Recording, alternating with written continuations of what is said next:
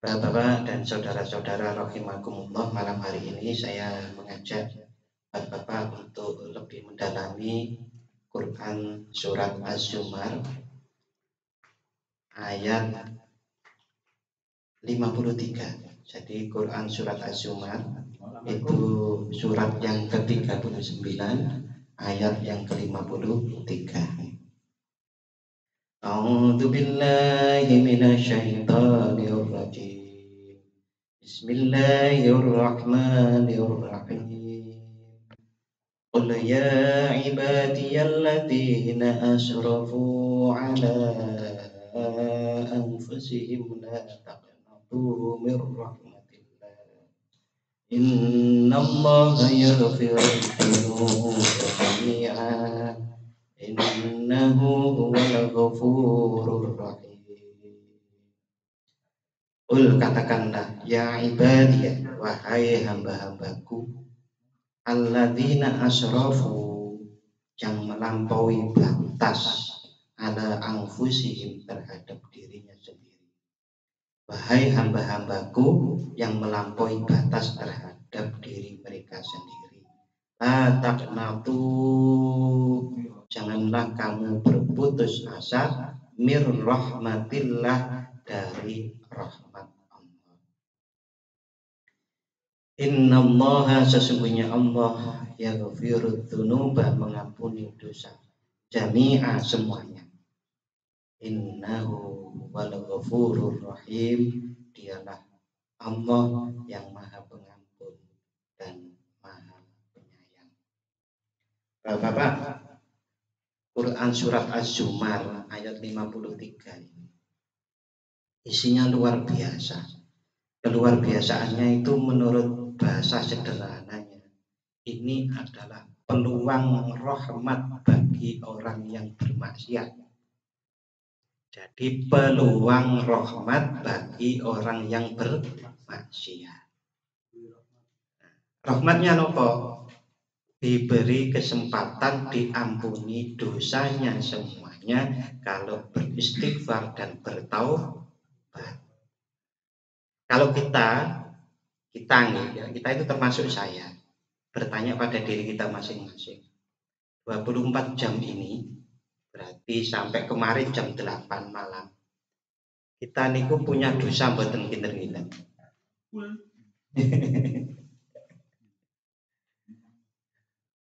Kebanyakan orang pasti akan menjawab punya. Berbagai macam dosa. Mulai ada yang mungkin suudzon kepada temannya, suudzon kepada tetangganya, suudzon kepada orang yang lewat. Nah, parah lagi suudzon pada Allah. Maka kita seringkali berdosa kepada Allah Subhanahu wa ta'ala. Nah, ayat ini rahmat bagi orang-orang yang berdosa itu adalah diampuni dosanya dengan syarat kalau memang beristighfar dan bertaubat. Oleh karenanya, dan berkali-kali kita bahas bahwasanya Rasulullah itu tidak kurang dari 70 kali. Ada yang menyebut hadisnya tidak kurang dari 100 kali dalam sehari beristighfar dan bertobat kepada Allah. Loh, Pak, Rasulullah itu kan maksum. Maksum yang jenengan apa? Maksum itu terjaga dari kesalahan dan diampuni dosanya sampai Rasulullah itu meninggal sudah diampuni dosanya. Kok masih beristighfar dan bertobat? Jawabannya kita yang paling sederhana adalah nyontoni ke kita. Maka dengan ayat ini, bahkan dengan hadis, dan hadisnya itu adalah juga sahih, maka kita sebaiknya dalam setiap hari itu beristighfar dan bertobat kepada Allah dengan sungguh-sungguh. Buatan kurang 70 atau 100. Wah Pak, kok napa nggih kok abot nggih pun dikurangi dari mboten kan. Nah, tapi sainnya adalah kita melakukan. Astagfirullahaladzim. wa atubu ilaihi.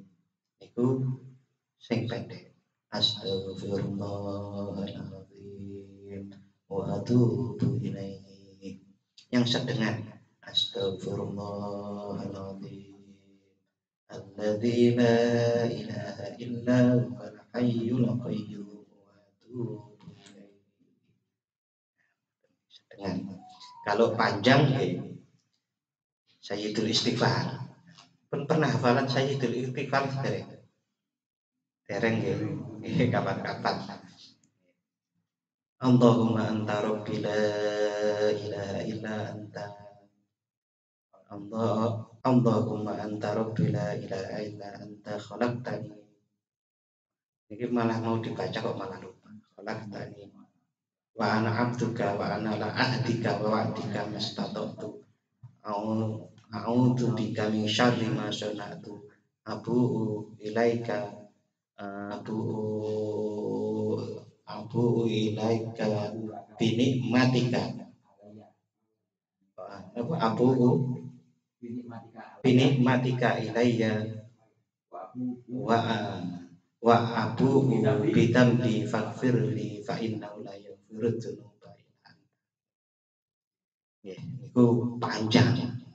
Tapi itu Sayyidul Istighfar. Sayyidul Istighfar itu diajarkan Rasulullah untuk kita. Rakaikan 1 kali dalam sehari. Maka kalau pas menunggu qomat niku disempatkan 1 kali. Kalau saya biasanya menunggu salat subuh, saya paling enggak sekali itu saya. Syukur-syukur 3 kali. Monggo nanti bisa di-share Pak Misbah Sayyidul Istighfar itu bahasa Arabnya, bahasa Latinnya, gitu. Bahasa terjemahannya, sehingga kita bisa bersama-sama untuk menghafalkan itu.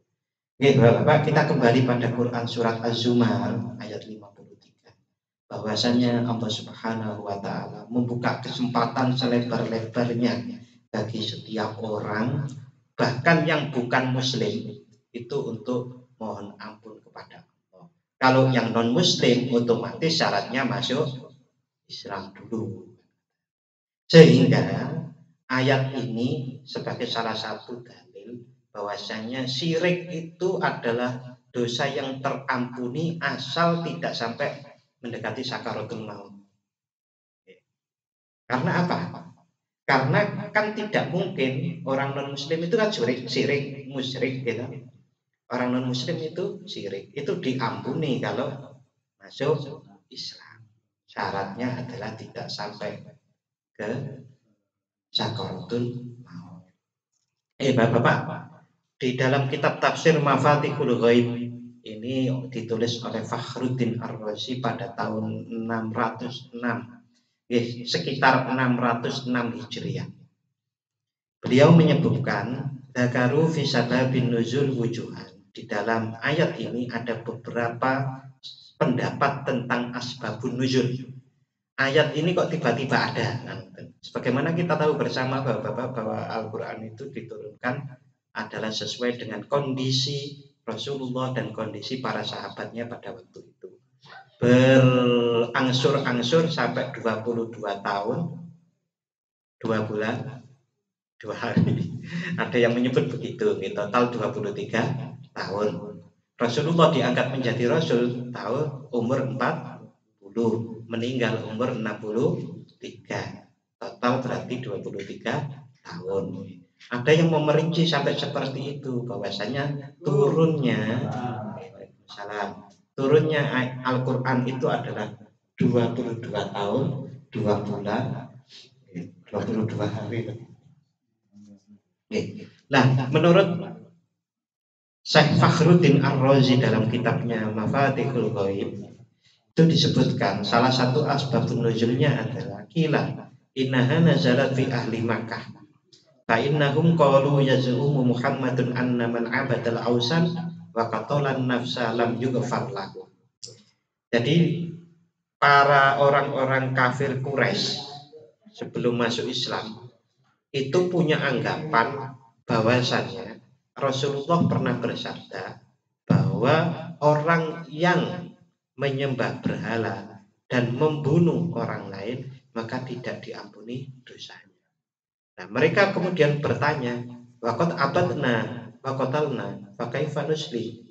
Kami itu sudah menyembah berhala, kami itu sudah membunuh orang. Nah, gimana kita mau diampuni kalau kita Islam? Nah, akhirnya diturunkan ayat itu bahwasanya semua diampuni. Semua itu ulama kemudian berpendapat baik kaum muslim maupun juga orang-orang yang kafir kalau masuk Islam.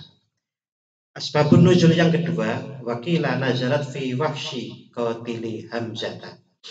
Jadi ada yang berpendapat bahwa asbabun nuzul ayat ini adalah terkait dengan Wahsy. Wahsy yang membunuh pamannya Rasulullah Hamzah. Ini kan terkenal sekali nih. Jadi Wahsy itu diutus oleh Hindun. Ingat nih, pelajaran MI, pelajaran SD. Bahwasannya Wahsy itu diutus untuk membidik, pokoknya gimana pas perang itu dia nggak ikut perang Pak, tapi cuma ngamati Hamzah. Hamzah itu pamanipun Rasulullah yang sudah masuk Islam. Wah, ditombak akhirnya meninggal. Nah, dibongkar badannya, diambil jantungnya, dikasih ke yang nyuruh Hindun itu, dimakan mentah-mentah. Sampai begitu ceritanya. Karena bencinya Hamzah itu sangat bencinya Hindun itu kepada Hamzah yang sudah membunuh dalam peperangan gitu, membanyak bolonya Hindun. Nah, beliau itu ingin masuk Islam tetapi takut. Aroda ayyuslima. Wahsy itu berkehendak untuk muslim. Wa khofa, tapi takut. Allah tuqbala taubatuhu, kalau tidak diterima taubatnya. Maka kemudian turunlah ayat itu. Setelah turun baru kemudian Wahsy masuk Islam. Namun Bapak-bapak, Rasulullah nggak ada isyarat jangan dekat-dekat saya. Rasulullah itu sampai begitu. Jangan terlalu sering memperlihatkan dirimu di hadapan. Apa? Rasulullah keinget betapa dia yang bunuh pamannya dan sampai dibelah badannya. Rasulullah bahkan ada sebuah riwayat yang menyebutkan beliau itu tinggal di luar kota, bukan di Madinah. Karena ada pesan seperti itu. Baru setelah Rasulullah wafat, beliau nangis-nangis di makamnya Rasulullah. Nah, kemudian setelah wahyu ini masuk Islam, fakila li Rasulillah. Beliau itu sempat tanya kepada Rasulullah. Oh, fakila itu ada yang bertanya kepada Rasulullah.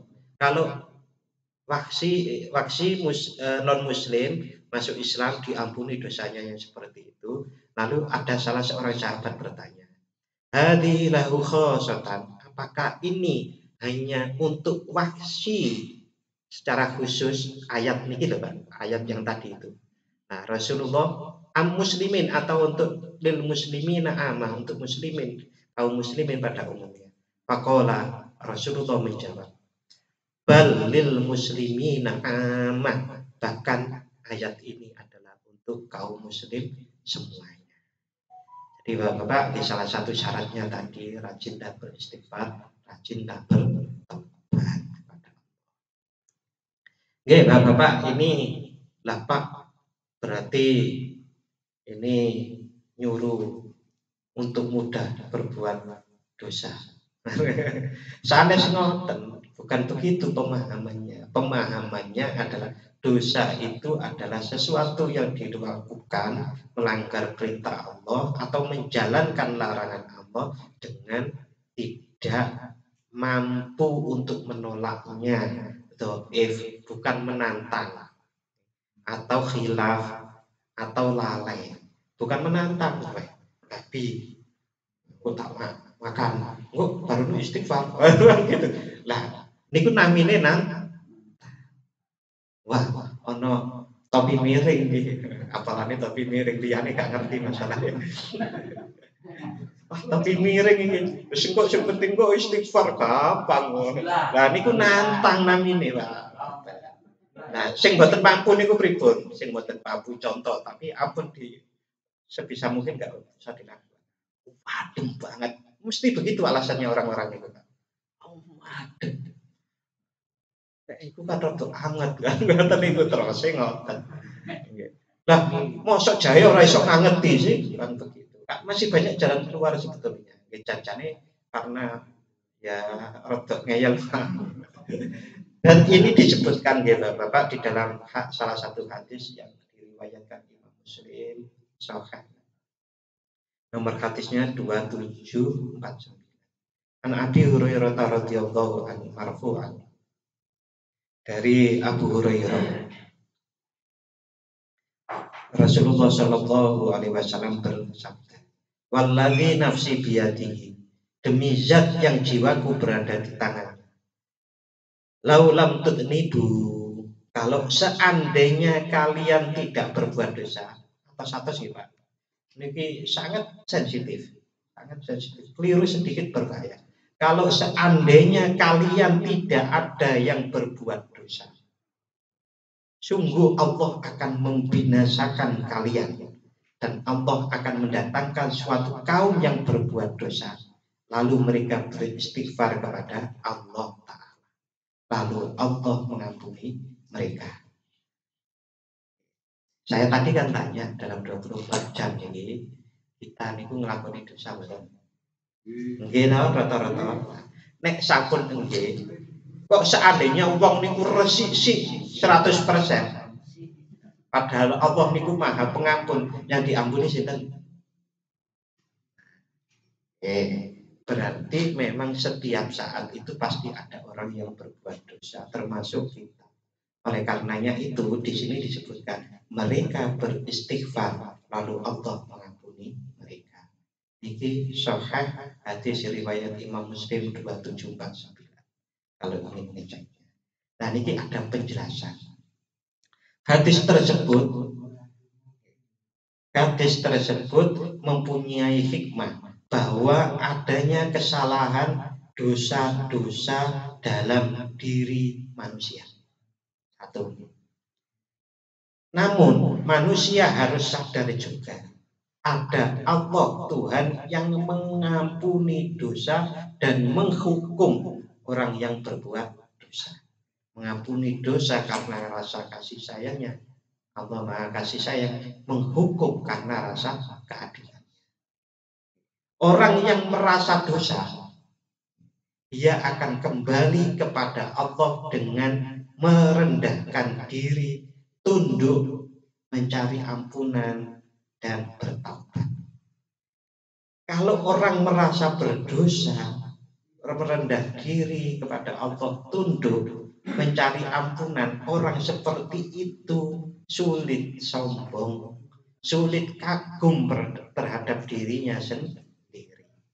Padahal kemarin saya jelaskan, sombong itu sedikit saja berbahaya karena bisa menghalangi seseorang masuk surga. Hikmah orang itu diberi kelalaian, lalai lalu berbuat dosa, itu diantaranya adalah dia akan mengerti dirinya itu bukan manusia sempurna. Karena merasa dirinya bukan manusia sempurna, maka kesombongannya terkikis, kagum terhadap dirinya itu rendah, sehingga tidak sombong. Intinya seperti itu.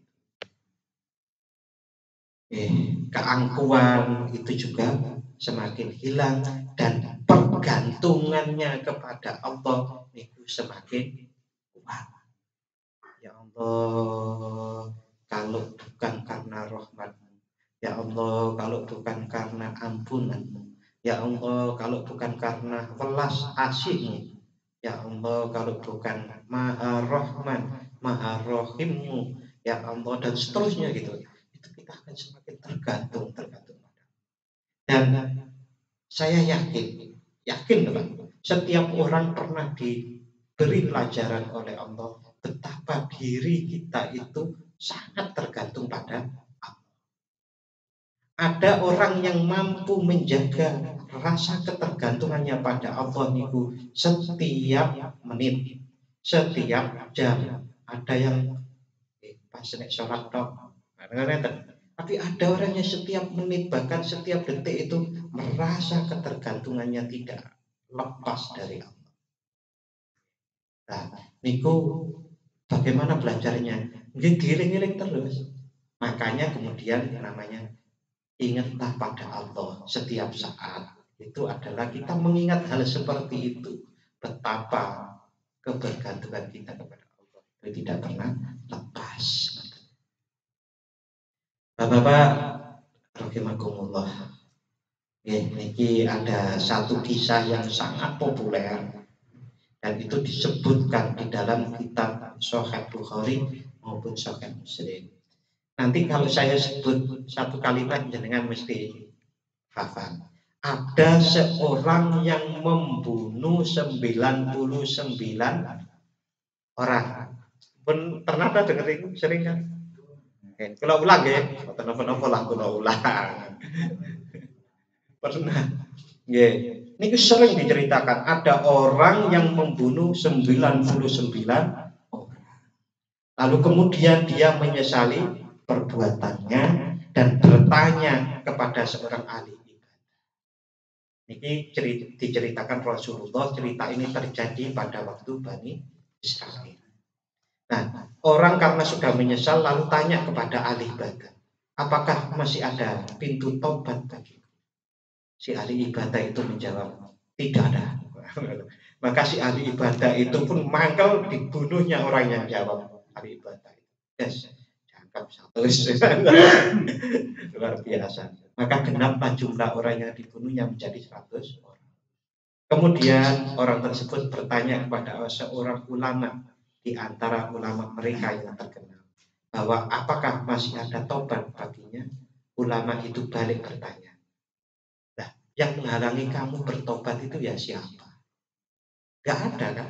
Ya tobat saja kepada Allah Subhanahu wa ta'ala. Nah, Bapak kalau jenengan cermat, yang pertama tadi yang menolak bahwa nggak bisa kamu tobat, sudah nggak bisa diampuni Allah, itu ahli ibadah. Yang jawab, siapa yang menghalangimu dari tobat kepada Allah? Nggak ada kan? Ya tobat saja. Sinten ulama. Niku beda. Ahli ibadah niku orang yang memperibadah. Kalau ulama niku orang yang ilmu yang dipelajari. Ulama niku kan jamak dari alim. Ilmu ain lam mim. Gitu. Orang berilmu ain alif lam mim.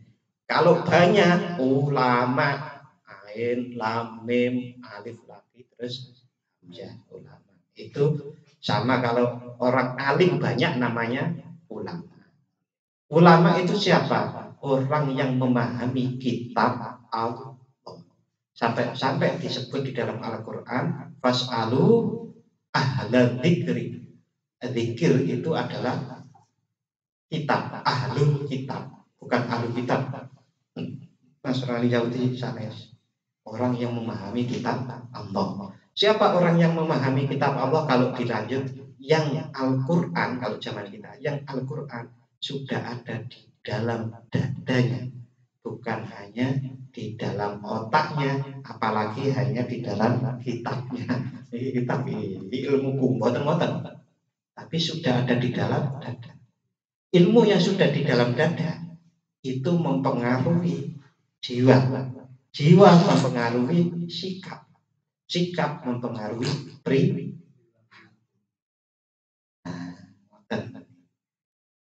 Lalu kemudian ulama itu memerintahkan orang itu untuk pergi ke kota lain untuk beribadah kepada Allah di kota itu. Lalu orang yang membunuh genap 100 tadi itu mau pergi ke kota itu untuk bertobat benar-benar. Di jalan sampai tengah-tengah kira-kira itu dia meninggal.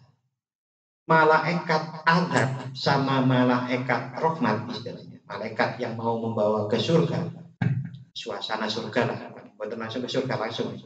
Dan mau membawa ke suasana neraka, gampangane yang mau nyiksa di kubur, yang mau ngasih kenikmatan di kubur. Niku enten kenikmatan di kubur enten, siksa kubur niku enten. Tapi bukan siksa di kuburan maupun kenikmatan di kuburan niku berbeda lho nggih. Gampangane alam kubur. Nah, akhirnya bertengkar. Wah, niki kok ceritanya. Tapi niki hadis sahih niki. Oh, malaikat kok tekar ya. Akhirnya Allah niku memerintahkan mereka ya diukur saja. Kalau dia pergi hijrahnya itu sudah lebih banyak daripada langkahnya daripada dia ya perbandingannya lah dari dua kota itu. Kalau sudah lebih dekat ke tempat hijrah, dia dapat nikmat. Kalau masih kurang, itu berarti dia dapat adab. Nah, uniknya di hadis ini juga dijelaskan Allah malaikat ngukur toh. Allah niku merentahkan kota yang dituju itu dekat. Malaikat kota yang ditinggalkan itu jauh. Niku ceritanya niku unik ngoten. Tapi kan maksudnya ketolnya itu. Kalau orang itu sudah berniat baik, kok dilalah ngoten. Di tengah jalan itu walaupun kebaikannya belum dilakukan, insya Allah sudah diterima oleh Allah Subhanahu wa taala. Sampai Allah turun tangan, kota sing mau dituju deket kan gitu. Niku kok sampai kayak gitu hadisnya niku kula nggih heran-heran kok. Wah, kok sampai kayak gini detailnya gitu loh bagaimana Allah Subhanahu wa taala menyampaikan kepada Rasulullah dan Rasulullah menyampaikan. Itu motivasi yang sangat besar bagi kita. Habis-habisan ini motivasinya. Tenanan loh. Berkehendaklah baik, bertobatlah, beristighfar. Oke, monggo. Bareng-bareng kita rajin untuk beristighfar. Setengah jam atau 45 menit gitu. 15 menit Pak, buatan nopo-nopo, semenit tak mau nih buatan nopo-nopo daripada Astagfirullahaladzim Alladzi la ilaha illa huwal hayyul qayyum Tubu ilaihi